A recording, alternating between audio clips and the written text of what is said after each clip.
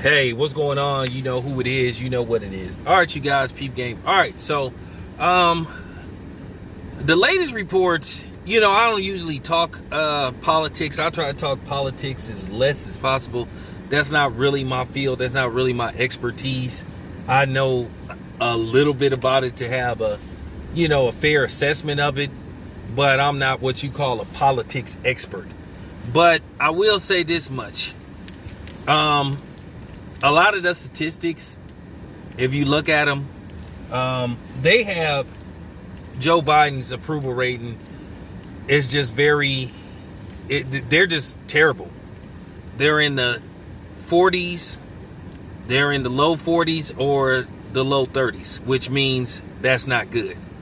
Which means more than likely, in all likelihood, he's one and done.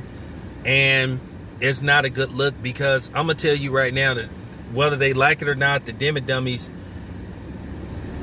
they have a horrible road ahead of them to try to get back the trust of, well, basically anybody, And at the end of the day, it's going to be even worse in the next couple of years because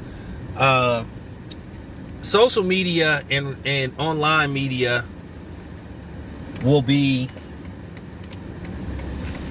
at an all-time high, and it's going to reach the ceiling.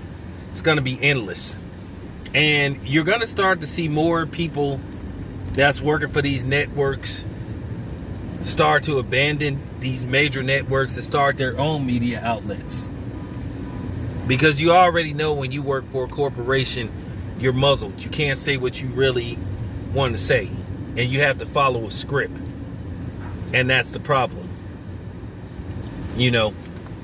But yeah, Joe Biden's approval rating is just his numbers are terrible. But then again, can you blame him? Because the way he's handled this whole thing, he's told lie after lie. He's disrespected different communities, primarily my community, on a regular basis. Okay. Empty promises, etc., etc. You name it. Joe Biden has done it. And then I think his latest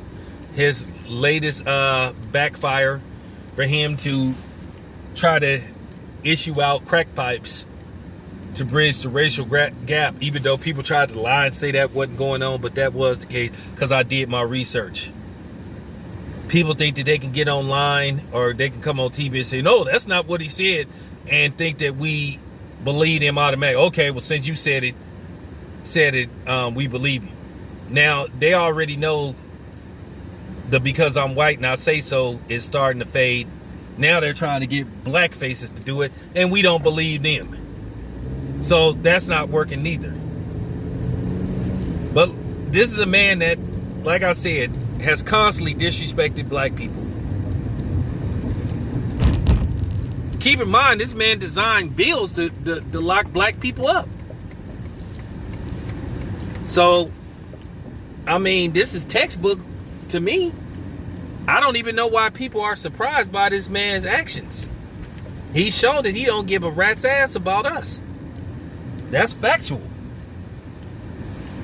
But like what you have here is a lot of people like him trying to bully people. He thought he could bully people into taking, you know what I'm saying? He thought he could bully my community. He thought he could bully people in general into taking, the potion. And it didn't work. I think they were surprised when they were trying to lay down these ground rules, how much resistance they was going to get and how people was going to challenge them. And of course, I'm proud of my community for challenging them. And I give a thumbs up to other people that ask questions, because we have the right to ask questions. You just sitting up here coming out of nowhere telling us, hey man, you need to do this, and then have the audacity to get mad when we ask why. See, the dummy stage is over now, and see, the media are mad now because they don't have the influence that they have. Excuse me, you guys. Be right back. All right, I'm back. But yeah, I'm proud of everybody. you know. And I give kudos to everybody that was just like, you know, hey man, I don't know about this. And like I said before, you know my feeling and my stance on the potion, and I make no qualms about it. Like I said before, I told people I've always been pro-choice. That's it, that's all. But, you know, here's the thing. You just look at some of the things he's done. And another thing that they've been talking about, keep in mind, he'll be 82, or he'll be 80, you know, he'll be 82, I think, in November or something like that. So you have to take into question his age. And a lot of people are just saying, you know, that he's secretly slipping by the waistline, and they don't want to admit that. But then the problem is, can he last 2 more years? Because that's the problem. And a lot of people see that it was a mistake voting him in. He's done a terrible job. On record, he looked like one of the worst presidents ever. And then at the end of the day, you look at his vice president, who is clearly not qualified and capable of taking over. And then people think you're going to say, oh, you're just saying that because she's a woman or she's a black. No, don't have nothing to do with that, because like I say, Kamala Harris don't know what the hell she is. 1 minute she black, 1 minute she mixed, 1 minute she Indian, 1 minute she's biracial, 1 minute she just all over the place. Just like she is with her stories. Like I say, can you trust a person that told a flat out lie, who graduated from college in 1986 and basically said that she was bumping Snoop Dogg and Tupac back in college, and neither one of them had made any debut albums, or they hadn't even made any damn demo tapes? And she's been caught in several lies. And then her history of her being very aggressive towards blacks, quote unquote, criminals versus white criminals. Okay, so she's not qualified. So technically we kind of like stuck with this dude, because if she takes over, like I said, you might see an actual real life Red Dawn. And if you haven't seen that movie was made back in 1984, I think. It was one of the very first PG-13 rated movies. It starred Patrick Swayze, C. Thomas Howell, I think, Charlie Sheen, and some other people. Good movie. And it was about a Russian invasion. You know, Russia coming to the U.S. And I think if Kamala Harris takes over, you could actually possibly see that. And I don't give a damn about you getting mad talking about, oh, you're just saying this because she's a woman. Ain't got nothing to do with what's between her legs. If Hillary would have won a few years ago, she was qualified to be president.